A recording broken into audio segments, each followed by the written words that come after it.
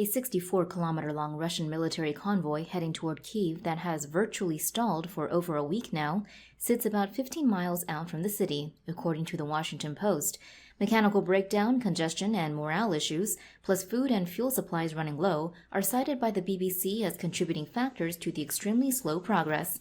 Additionally, one former commander of the UK Joint Forces Command told the BBC command and control issues such as faulty radio networks are likely to be causing bigger problems. The Associated Press, meanwhile, reports that Ukrainian resistance may also account for some of the slowdown, with one senior U.S. defense official saying Ukrainian troops have been targeting the convoy with ground fire, including shoulder-fire Javelin anti-tank missiles, and essentially creating roadblocks when vehicles at the front of the convoy are struck.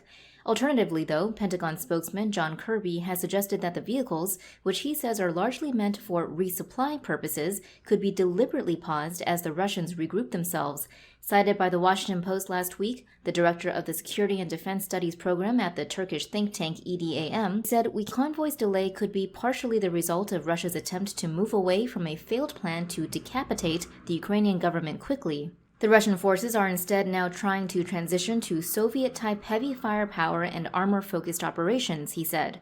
Going further, the former head of the British Army, General Lloyd Dannett, told the BBC this enormous column will encircle and lay siege to the capital, Kyiv, where the New Yorker reported last week that thousands of those residents still in the city are seeking shelter every night in its metro system.